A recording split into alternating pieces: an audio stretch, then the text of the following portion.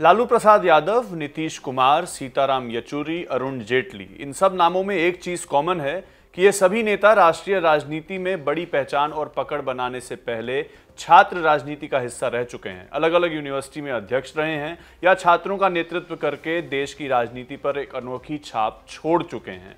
छात्र राजनीति, जिसे आमतौर पर कैंपस पॉलिटिक्स कहा जाता है, माना जाता है कि कॉलेज के दिनों में एक छात्र न सिर्फ पढ़ाई करता है, न सिर्फ एक अच्छे करियर के लिए खुद को तैयार करता है, बल्कि साथ ही पॉलिटिक्स की उस सच्चाई से भी रूबरू होता है जो देश और समाज को देखने के नजरिए को बनाती है। एक छात्र की पॉलिटिकल स्कूलिंग घर के अंदर नहीं बल्कि क्लासरूम के अंदर होती है, उस बेंच पर बैठकर होती है जहां असाइनमेंट बनाए जाते हैं और जहां देश और दुनिया की राजनीति पर, समाज के मुद्दों पर बैठकर बहस की जाती है। और कॉलेज से ही तो हमें जेंडर, पैट्रियार्की से जुड़े तमाम पहलुओं की समझ मिलती है। और इस पॉलिटिक्स में हिस्सेदारी तब और बढ़ जाती है जब चुनाव होते हैं। छात्र संघ के चुनाव, वो चुनाव जो एक स्टूडेंट को अधिकार देते हैं कि वो अपना नेता चुन पाए। 18 साल का होने से पहले अगर कोई कहीं मतदान करता है तो वो कॉलेज का इलेक्शन ही होता है। हमारे देश में कितने ही उदाहरण ऐसे नेताओं के हैं जो अपने कॉलेज के वक्त में स्टूडेंट्स यूनियन के अध्यक्ष रह चुके हैं, चाहे वो अरुण जेटली हो, अलका लांबा हो या फिर दिल्ली की मुख्यमंत्री रेखा गुप्ता। ये तीनों ही दिल्ली यूनिवर्सिटी छात्र संघ के अध्यक्ष का चुनाव अपने अपने समय पर जीत चुके हैं। और छात्र संघ के नेता सिर्फ अपने कॉलेज या यूनिवर्सिटी का नेतृत्व भी नहीं करते। हमने ऐसे कई मौके देखे हैं कि कॉलेज के कैंपस से देश की राजनीति पर असर पड़ा है और ऐतिहासिक असर पड़ा है। चाहे वो दौर 1975 के आपातकाल का हो, 2012 के निर्भया रेप केस का हो, या बात रोहित वेमुला की आत्महत्या या एंटी-सीए एनआरसी आंदोलन की ही क्यों ना हो, छात्रों ने और छात्र नेताओं ने संसद तक को ललकारने में कोई कोताही नहीं बरती है और ना ही सत्ता पक्ष ने इन छात्रों को लाइटली कभी लिया है। कभी ये छात्र एंटी नेशनल बन गए हैं, कभी जेल में डाले गए और कभी इनके कॉल पर कानून भी बने हैं। मतलब छात्र नेता देश की राजनीति में एक स्टेक होल्डर तो हैं ही, मगर हाल फिलहाल के बरसों में छात्र राजनीति की सक्सेसफुल स्टोरीज की तस्वीर बदली भी है।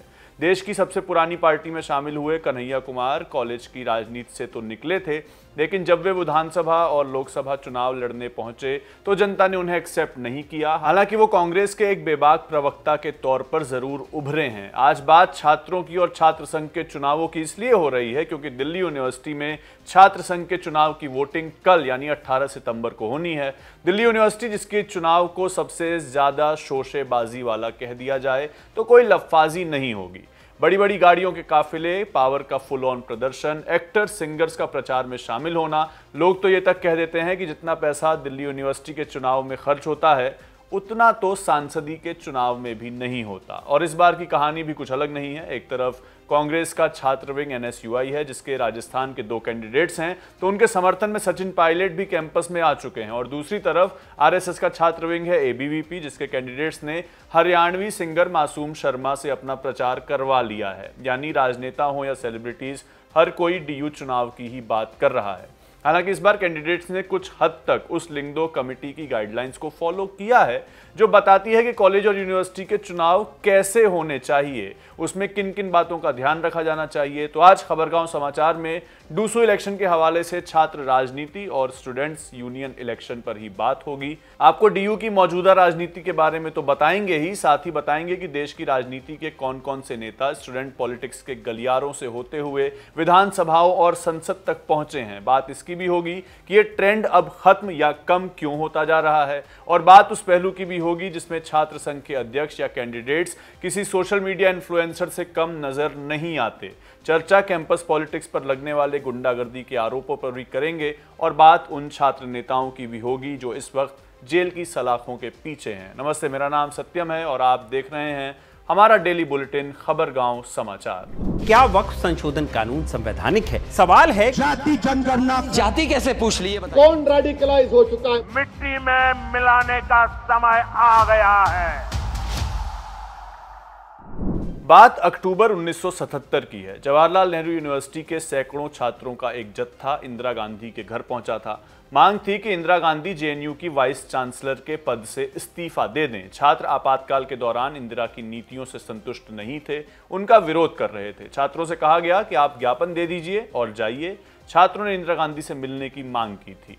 इसके बाद अचानक इंदिरा गांधी अपने घर से बाहर आईं और जेएनयू छात्र संघ के अध्यक्ष, जो कि उस वक्त थे, उन्होंने इंदिरा गांधी के सामने वो ज्ञापन पढ़ा जिसमें इंदिरा गांधी से कहा गया था कि वो जेएनयू वीसी के पद से इस्तीफा दे दें। इंदिरा उस अध्यक्ष के बगल में खड़ी थीं और पूरा ज्ञापन सुन रही थीं।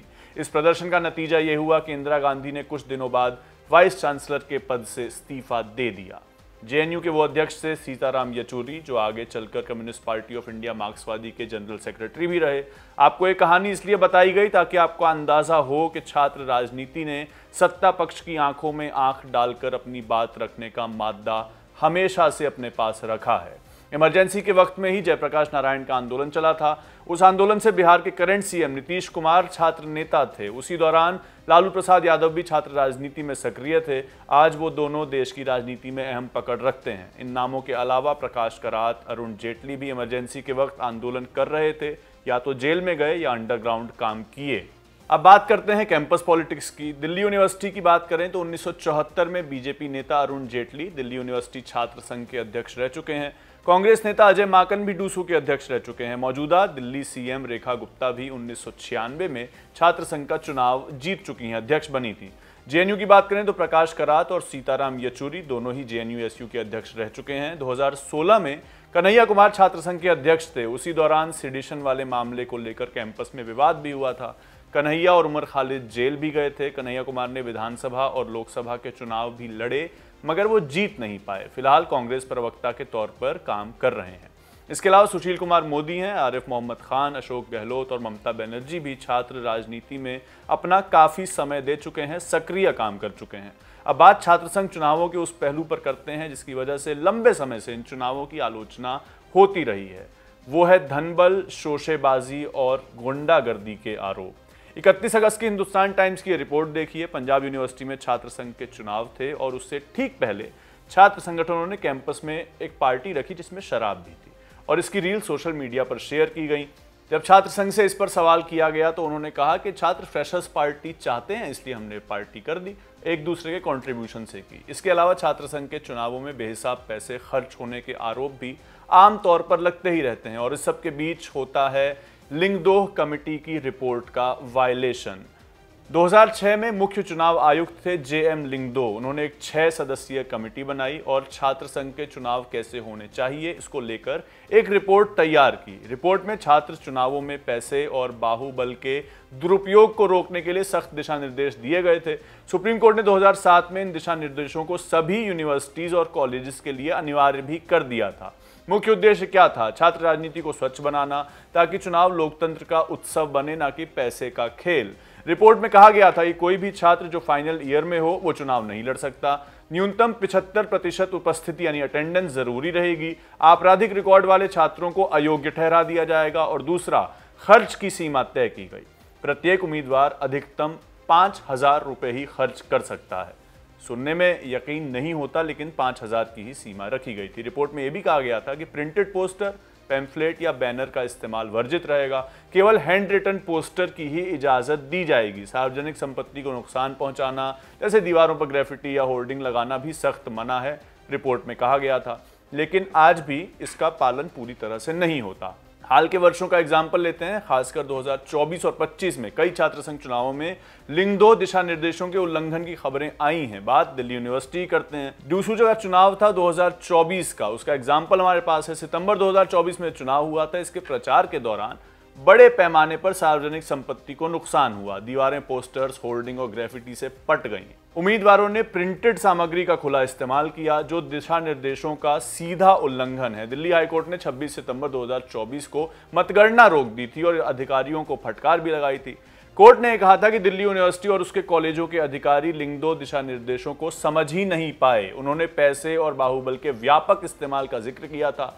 वोटिंग तो हुई, लेकिन गिनती तब तक शुरू नहीं हुई जब तक कि सभी नुकसान की भरपाई नहीं हो गई। उम्मीदवारों को नुकसान का खर्च उठाना पड़ा था। पंजाब यूनिवर्सिटी के 2025 चुनावों में भी ऐसा ही हुआ था। उम्मीदवारों ने हजारों फोटोकॉपी वाले हैंड रिटन स्टिकर्स बांटे, जो 3,000 रुपए से ज्यादा का खर्च था। शराब और कैफे में फिजूल खर्ची आम रही। लिंगदोह के नाम पर नोटिफिकेशन जारी होते हैं, लेकिन हकीकत में पैसे का बोलबाला ही रहता है। हैदराबाद यूनिवर्सिटी में 2025 में ही छात्र संघ को भंग किया गया, नया चुनाव करवाया गया ताकि लिंगदोह का पालन हो, लेकिन एनएसयूआई ने इसे अलोकतांत्रिक बताया था। दिल्ली यूनिवर्सिटी छात्र संघ के चुनाव में 2024 में एनएसयूआई के रौनक खत्री जीते थे। इस समय इनकम्बेंट प्रेसिडेंट हैं। इंस्टा रील्स पर काफी पॉपुलर भी हैं। उनके सोशल मीडिया पोस्ट में एबीवीपी को धनबल का प्रयोग करने वाला कहा जाता है, मगर खुद रौनक की गाड़ियों के काफिले भी कम नहीं हैं। रौनक ने कभी यूनिवर्सिटी के ताले तोड़े हैं, कभी काउंटर की खिड़कियां तोड़ी हैं। इस बार भी रौनक जोसलिन नंदिता चौधरी, जो कि एनएसयूआई की कैंडिडेट हैं, उनके समर्थन में रैली कर रहे हैं। लगातार वीडियोस भी आते हैं डूसू के 2025 के चुनाव पर क्या समीकरण है, इन्हें देखिए। यह है एनएसयूआई की Jocelyn Nandita Chaudhary. Buddhist studies में मास्टर्स कर रही हैं। राजस्थान के जोधपुर के पाल गांव की हैं। पिता इनके किसान हैं। सचिन पायलट ने उनके लिए कैंपेन किया है कैंपस में जाकर। इसी बीच एनएसयूआई की बागी कैंडिडेट भी इस बार मैदान में है। अध्यक्ष के पद पर चुनाव लड़ रही हैं। नाम है उमांशी लांबा। उमांशी के लिए भी कई नेताओं ने वीडियो मैसेजेस में कैंपेन किया है, प्रचार किया है। इसके अलावा मैदान में है एबीवीपी के आर्यन मान। हंसराज कॉलेज से पढ़े हैं। आर्यन के पिता हरियाणा के बड़े शराब व्यापारी हैं। एडीएस स्पिरिट नाम की उनकी एक कंपनी है। रॉयल ग्रीन शराब वहीं पर बनती है। पिता शराब बेचते हैं। इसी को रीट्रेट करने के लिए जोसलिन ने कैंपेन में उसी शराब की बोतल को फोड़ा भी था। जोसलिन का कहना था कि ये एबीवीपी से जुड़े लोग उन्हें और उनके समर्थकों को परेशान कर रहे हैं और उन पर पैसे देकर टिकट लेने के आरोप लगा रहे हैं, जिनको उन्होंने बेबुनियाद बताया था। सिंगर मासूम शर्मा आर्यन के लिए कैंपेन कर चुके हैं। रौनक खत्री का एक वीडियो इस पर सामने आया था। रौनक खत्री ने आरोप लगाया था कि मासूम शर्मा पैसे लेकर आए, जिसका जवाब मासूम शर्मा ने दिया भी था। क्या कहा था दोनों ने, वो इस वीडियो में आप सुनिए। इनकलाब जिंदाबाद साथियों, आज दिल्ली यूनिवर्सिटी के अंदर एबीवीपी का प्रचार करने मासूम शर्मा जी आए हुए थे। मैं पूरे दिल्ली यूनिवर्सिटी से पूछना चाहूंगा, क्या कोई भी कलाकार कभी भी फ्री में चला जाता है या कैंपेनिंग करने? ये सरासर लिंगडो कमेटी की धज्जियां उड़ाई जा रही है एबीवीपी के द्वारा। पहली बात, अगर मासूम शर्मा जी फ्री में आए हैं तो मैं आपको अपने घर आमंत्रित करता हूं, बड़े भाई के नाते आप मेरे भी घर आओ। और अगर सिर्फ पैसे के बल का चुनाव एबीवीपी लड़ना चाहती है, धन बल का चुनाव एबीवीपी लड़ना चाहती है, तो कल कोई ये कैटरीना कैफ को भी कैंपस के अंदर बुला देंगे। कल हमें पता चलेगा कैटरीना कैफ भी एबीवीपी पैनल की वोट मांग रही है। जब समस्याओं को सुनने का टाइम आएगा, जब कोई भी ना तो कलाकार मिलेगा ना इनके ये नेता मिलेंगे, जब मिलेगा या तो रौनक खत्री या एनएसयूआई का संगठन। तो मैं आपसे स्पष्ट कह देना चाहता हूँ, ऐसी पार्टियों का हम विरोध करते हैं जो धन बल के नाम पर चुनाव लड़ रही है, बच्चों से वोट खींच रही है। आपने अपना मत सही कैंडिडेट को चुनकर देना है, एनएसयूआई के पैनल को चुन के देना है, क्योंकि धन बल हारेगा तभी छात्र बल जीतेगा। सुप्रीम कोर्ट से राय जानना चाहूंगा। पिछले साल होर्डिंग पोस्टर्स पे आपने बहुत सख्ती दिखाई थी।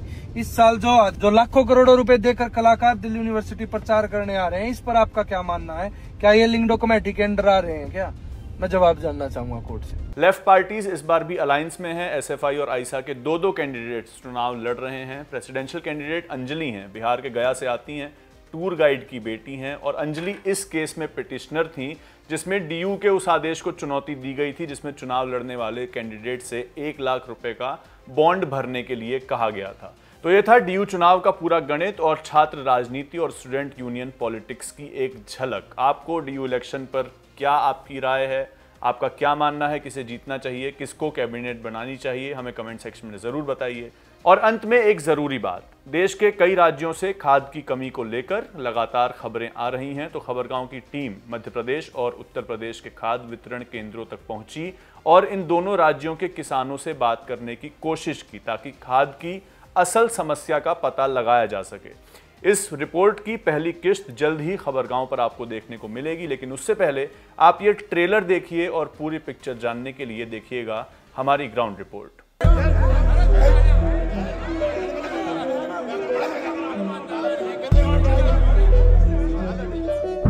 ये कहानी है उन हाथों की जो धरती को सींचते हैं लेकिन अब खुद खाली हैं। देश के लिए अन्न बीजने वाला किसान व्यवस्था के आगे बेबस है, क्योंकि इनके पास जमीन तैयार है, बीज है, लेकिन खाद नदारत है।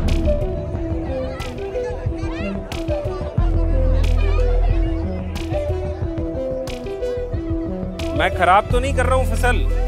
पहले ही हो गई, अब क्या बर्बाद होगी। सवेरे से आई भाई 6 बजे से। 6 बजे से खाना पीना कुछ पानी कुछ लिया अभी? कछु नहीं, और बीमार पड़े थे अलग। हम 4 बजे की आए हैं, कल भी ना मिला मुझे। और 2 कट्टा ले जायरों में 2 ही कट्टा लेने आए। DAP के 2। ये किसान है, ये ब्लैक में खाद ले जा रहे हैं। पूरी नेताओं का प्रोपेगेंडा है जी। इनने फोन लगा दिए मंत्री साहब को, विधायक साहब को, खाद भर के जा रहा है। जो पॉलिटिशियन है वही पर्ची लिख रहा है। 65 बोरी देने का, 70 बोरी देने का। एक बात बताओ, अगर हम यह खाद में लगोगे तो ये खेती कब आएगी? नीचे से पैसे दे रहे थे, यहाँ की वीडियो वायरल हुई थी ना। कहाँ? यहाँ से, इधर से, ये नीचे ये नीचे। अब इससे ज्यादा सबूत और क्या हो सकता है? ये पीछे वाला दरवाजा है और वो पैसा जा कहाँ से रहा है? यहाँ से। बारिश में क्यों खड़े हो? खाद लेने के लिए। कितने बजे आए थे खाद लेने के लिए? 7 बजे आए। इसकी पहुंच है, उसको खाद मिल रहा है। गरीबों को जा बाढ़ में, गरीबों को मरने दो। ये हो रहा है। कल ही मैं आया, आज भी आया हूँ, कल शाम 6 बजे गया हूँ यहाँ से। अच्छा, बिना खाली आ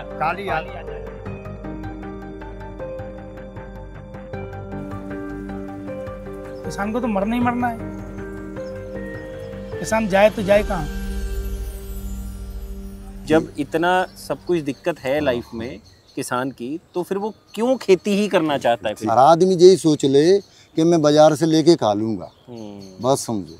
तो बाजार में आएगा कहाँ से? गहरी बात बोल रहे हो। हाँ, ये बोला।